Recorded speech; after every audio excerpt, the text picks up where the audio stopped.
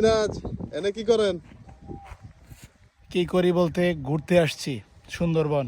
অনেক টাকা পয়সা নাই হয়তো, যার কারণে বিদেশ ঘুরতে যাইতে পারি না, কিন্তু দেশে মোটামুটিভাবে যখনই সময় পাই আল্লাহর মধ্যে টুকটাক ঘুরি। অনেকে অনেক টাকা ব্যাংক ব্যালেন্স করে, আমার ভাই ব্যাংক ব্যালেন্স জিরো।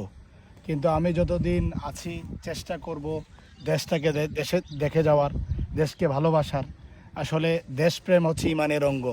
সো এই দেশকে ভালোবাসি, দেশের জন্য জীবন দিতে পারবো কিনা জানি না, দেশের জন্য শহীদ হতে পারবো কিনা জানি না, শহীদ উসমান হাদি ভাইয়ের মতো জীবন দেশপ্রেমিক হিসেবে দিতে পারবো কিনা জানি না। বাট মনে একটা আকাঙ্ক্ষা সবসময় আছে।